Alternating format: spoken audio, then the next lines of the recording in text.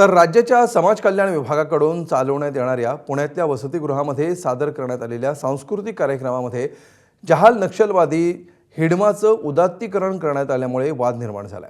सुरक्षा दलांनी काही महिन्यांपूर्वी नक्षलवाद्यांच्या विरोधात केलेल्या कारवाईमध्ये हिडमा मारला गेला होता.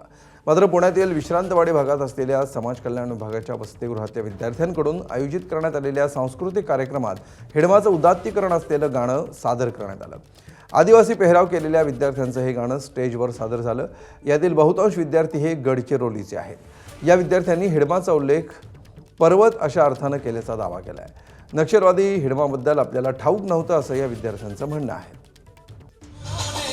ठरवलं किंवा कशा पद्धतीनं त्याचं सादरीकरण करायचं? तर आता माझे जे हे मित्र आहेत हे बरेच जण चंद्रपूर गडचिरोली अशा दुर्गम भागातून इकडं शिक्षणासाठी आलेले आहेत.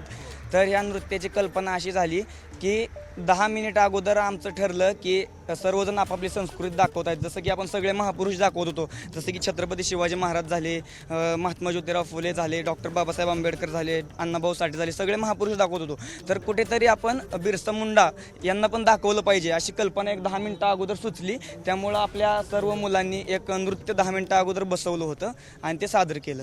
त्यामध्येच आम्ही 3 गाणे सिलेक्ट केले होते. एक होतं अंबरपारा तुंबरपारा आणि एक होतं आदिवासी जंगल रखवाला रे आणि तिसरा होता इडमा. इडमाबद्दल आम्हाला एवढंच माहीत होतं की इडमा एक पर्वत आहे. त्या व्यतिरिक्त आम्हाला काहीच माहीत नव्हतं की इडमा एक नक्षलवादी आहे म्हणून. आणि सांगायचं झालं तर आदिवासी जंगल रखवाला म्हणून आदिवासी एक जंगलाच्या रखवाली करते आणि अंबरपारा तुंबरपारा हे गाणं एक डान्सचा याच्या उद्देशानेच आम्ही घेतलं होतं. हिडमाचा उल्लेख तुम्ही पर्वत म्हणून केला असं तुमचं म्हणणं? हां, नक्कीच. आम्ही इडमा फक्त पर्वत म्हणून आम्हाला माहीत होतं, नक्षलवादी म्हणून माहीत नव्हतं. आम्हाला फक्त काल माहीत झालं की इडमा एक नक्षलवादी आहे म्हणून. त्या टाईमला आम्ही एवढं बघितलं नाही की लिरिक्स काय आहे हे. आम्ही फक्त म्हणजे पहिलं गाणं गेलो होतं अमरपारा तुमरपारा, त्याच्यानंतर घेतलं होतं आदिवासी जंगल रखवाला. मग सजेशनमध्ये आम्हाला आलं होतं हे गाणं आलं होतं, आम्ही लावलं. फक्त बीट्स छान आहे म्हणून हे गाणं आम्ही वापरलं. फक्त त्यापेक्षा आमचं काही वेगळं हेतू काहीच नव्हतं. त्याची हिस्ट्री आम्हाला काहीच माहीत नव्हती सर. आम्हाला ते गाणं जेव्हा आम्ही आदिवासी जंगल रखवाला हा गाणं सिलेक्ट करत होतो तेव्हा ते सजेशनमध्ये आलं होतं. मग ते गाणं जसं लावलं ते डीजेवर होतं. मग त्याचे वाईब्स आम्हाला चांगले वाटले होते. मग तेव्हा कुठं आम्ही ते गाणं निवडलं होतं, म्हणजे अगदी 10 मिनिटात निवडलं होतं. तर समाज कल्याण विभागाचे सहाय्यक आयुक्त विशाल लोंढे यांनी या प्रकाराची आपण चौकशी केली असून अनावधानानं हिडमाचा उल्लेख असलेलं गाणं सादर झाल्याचा दावा त्यांनी केला आहे. जेव्हा मी स्वतः वैयक्तिक यांच्याशी बोललो तेव्हा यांना प्रत्येक गोष्ट विचारण्याचा प्रयत्न केला की तुम्हाला हे आधी माहिती होतं का, तुम्हाला कोणी सांगितलं होतं का, तुम्हाला या बाबतीत कोणी हे नृत्य घेण्यासाठी काही तुम्हाला वाव दिली आहे का.